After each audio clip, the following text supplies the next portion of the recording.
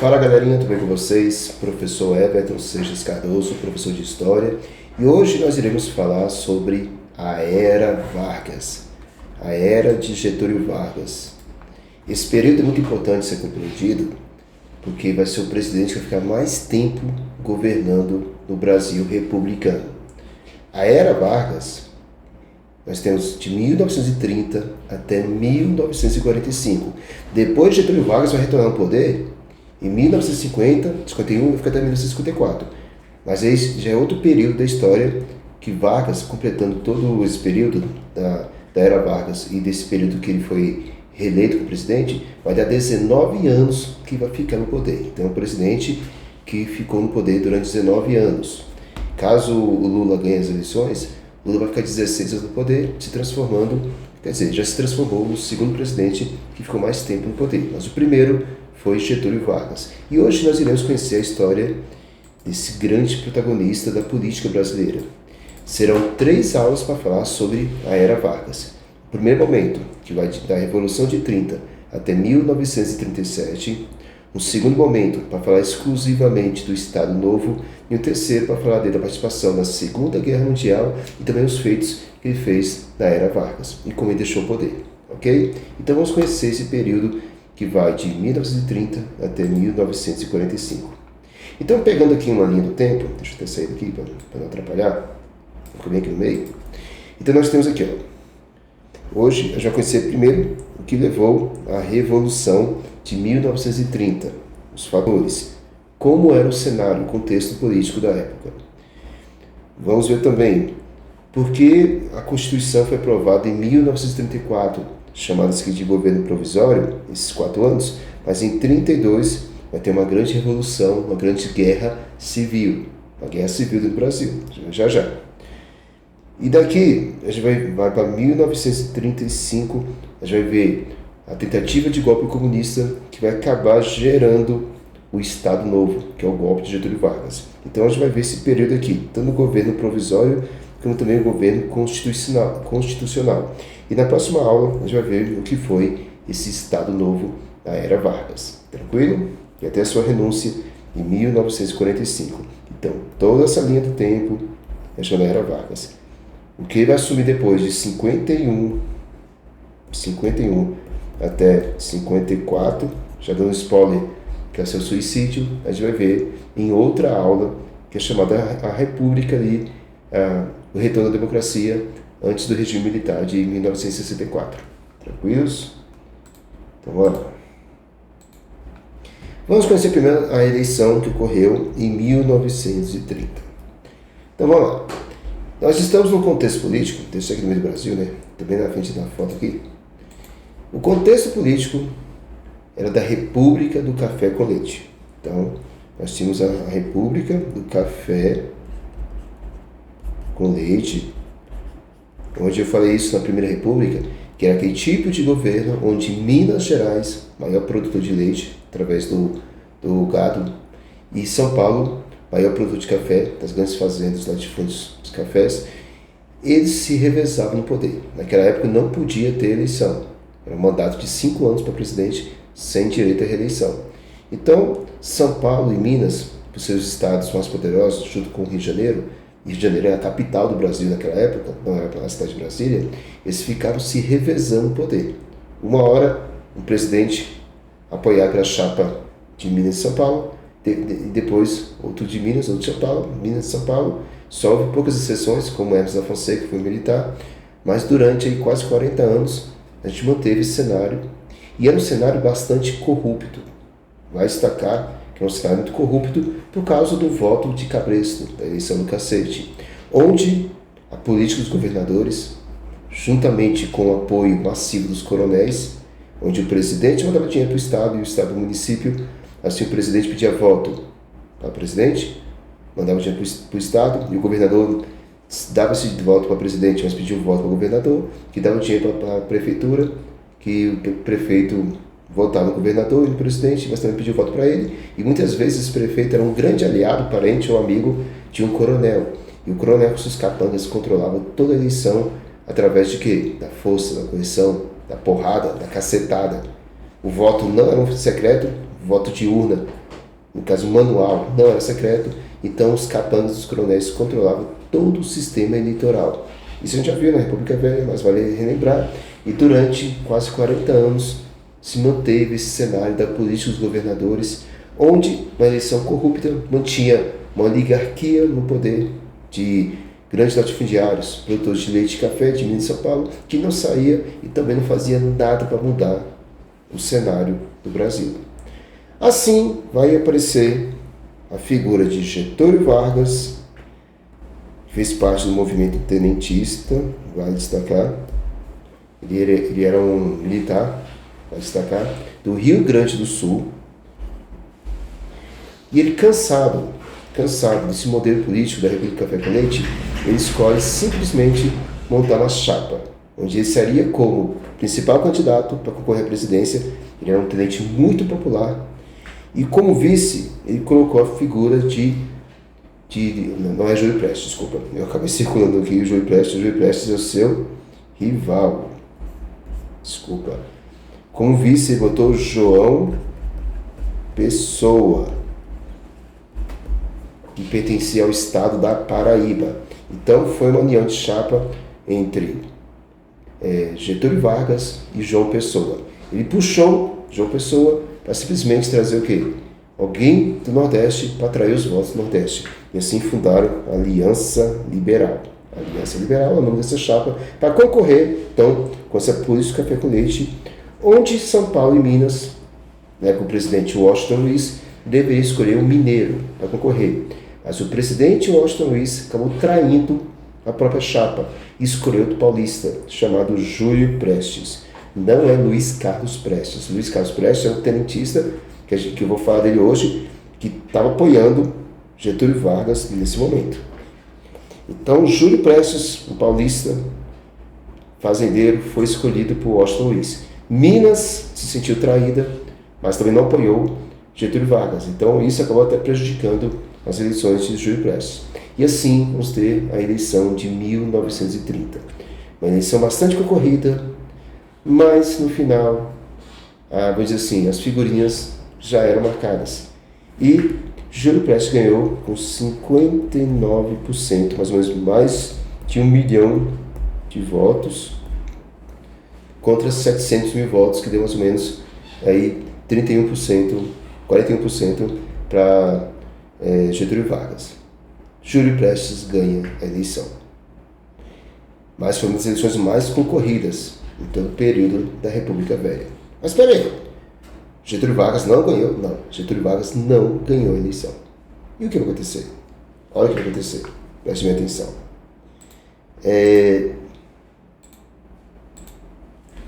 Com o fim das eleições, o seu vice, João Pessoa, do estado da Paraíba, ele retorna lá para o Nordeste, e o governador da Paraíba, que apoiava Júlio Prestes, fez uma provocação. Vai, você quis apoiar uma chapa diferente, perdeu, voltou derrotado. João Pessoa não gostou dessa provocação. E o que ele fez? Ele foi nos jornais e publicou uma notícia, ninguém sabe se foi fake news, dizendo que o governador da Paraíba tinha uma amante, e essa amante era a secretária dele. O governador da Paraíba era casado. E quando recebeu essa notícia, ele ficou revoltado. E a sua secretária chegou no ponto de cometer suicídio, que era um escândalo na época. O governador da Paraíba pegou seu revólver, foi atrás de João Pessoa e matou João Pessoa.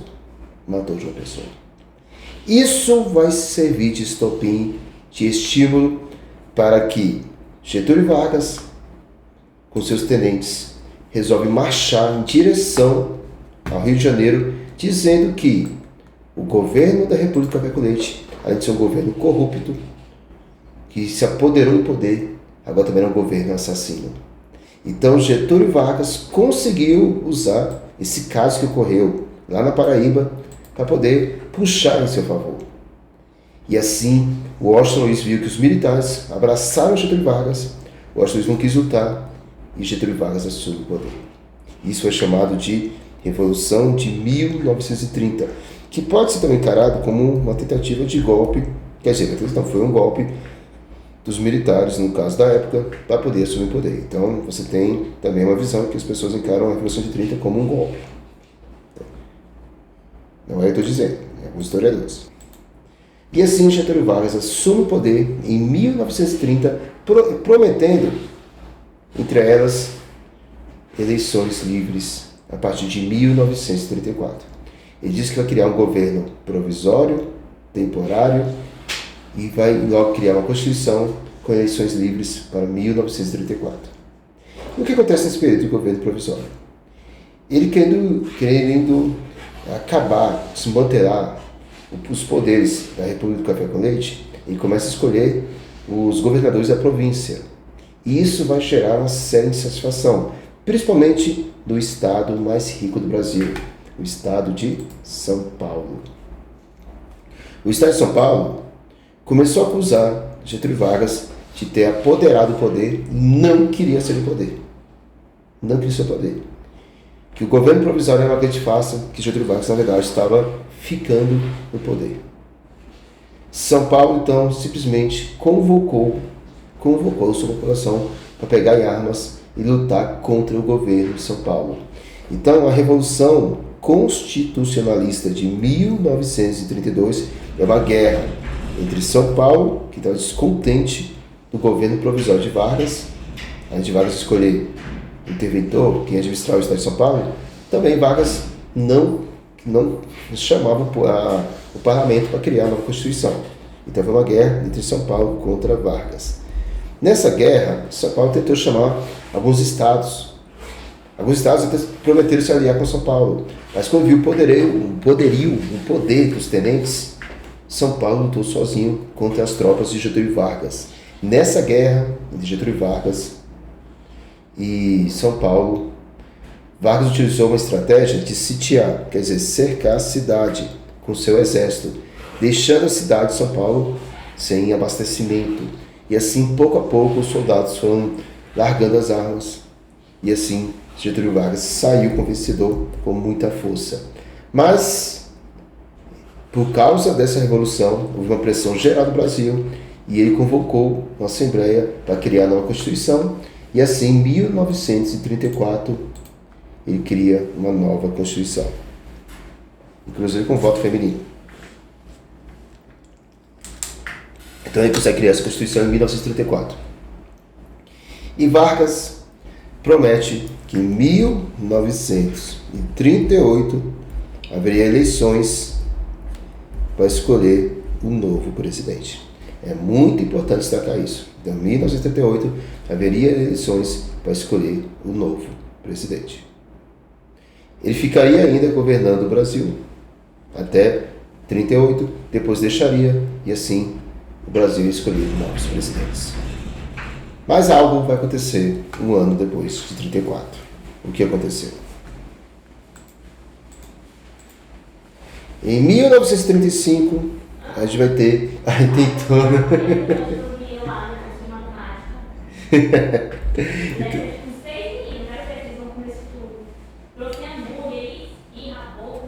Nossa. Então, em 1935, a gente vai ter a intentona comunista. Gente, isso aqui vai modificar o cenário. Do governo de Getúlio Vargas. Como assim? O que vai acontecer? Luiz Carlos Prestes, como eu falei, ele conheceu a União Soviética e se transforma no comunista. E tem a ajuda da judia que nasceu na Alemanha, Olga Benário. Os dois se unem, se conhecem na União Soviética, se unem, no caso de Luiz Carlos Prestes, retorna para o Brasil junto com Olga, trazendo Olga para o Brasil, e eles prometem fazer uma intervenção militar, fazer uma revolução militar para poder assumir o poder e derrubar Getúlio Vargas. Ele cria o chamado ANL, que é a Aliança Nacional Libertadora, e os seus planos é começar nos quartéis um movimento para simplesmente assumir o poder, derrubar o governo de Getúlio Vargas e fazer um país comunista. O que acontece é que Getúlio Vargas acaba descobrindo os seus planos antes. Quando está começando a rebelião nos quartéis, Vargas descobre e consegue prender os dois. Luiz Carlos Prestes vai ficar 10 anos preso. Olga Benário é mandado para a Alemanha, bem na época do nazismo, descanso considerações, e lá ele acaba morrendo. Sua filha, Anita Prestes, é resgatada e vai viver e crescer aqui no Brasil. E Luiz Carlos Prestes, depois que sai da cadeia, vai poder cuidar da sua filha. Mas o que acontece é que ele tentou fazer um golpe comunista, por isso que é chamado de intentona. Foi uma tentativa de golpe comunista. Com isso, gente, vai ter um impacto direto no Getúlio Vargas. Muita gente chamava Vargas que ele era fascista, por causa da Ação Integralista Brasileira. A Ação Integralista Brasileira era um grupo de paramilitares, não são militares, paramilitares, que se baseavam muito no fascismo italiano e era muito próximo de Getúlio Vargas. Mas Getúlio Vargas acaba simplesmente fechando a Ação Integralista Brasileira. Quando ele fecha a Ação Integralista Brasileira, o integralismo chegou até ir na casa de Getúlio Vargas e metralhou a casa de Vargas. Aí eles foram presos. Plínio Salgado era o grande líder da Ação Integralista Brasileira e ele foi preso. Então, Getúlio Vargas simplesmente fechou o Partido Comunista, fechou a Ação Integralista Brasileira e falou: eu sou nacionalista, eu sou defensor da pátria.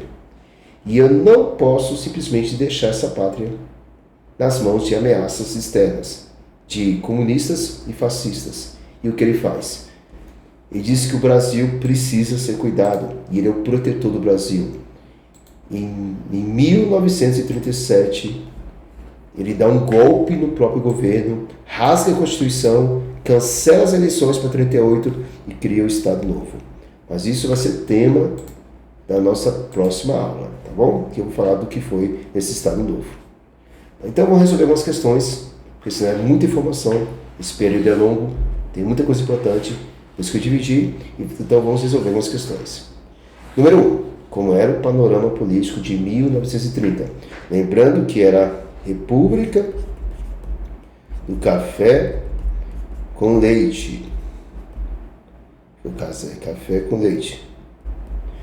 Onde Vargas governava, onde Vargas governava, onde Washington era o presidente e promovia as eleições fraudadas, corruptas, que era a eleição do cacete, o voto do porrete, e assim conseguia manter os grandes fazendeiros latifundiários de café e de leite, Minas e São Paulo, se revezando no poder. E daí, Vargas tenta, perde as eleições, mas com a morte do seu vice, João Pessoa, uma coisa, eu esqueci de dizer, isso é muito importante, quando João Pessoa morre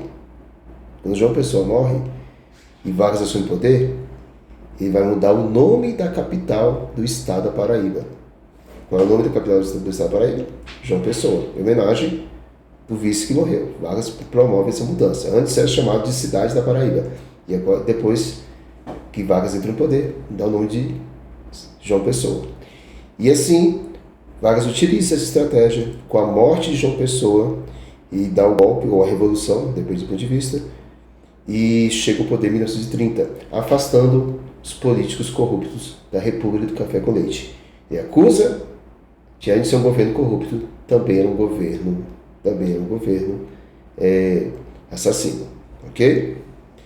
Então já expliquei a 2. 3. Por que São Paulo lutou contra Vargas? Por causa da Revolução Constitucionalista de 1932. Então, Revolução Constitucionalista de 32.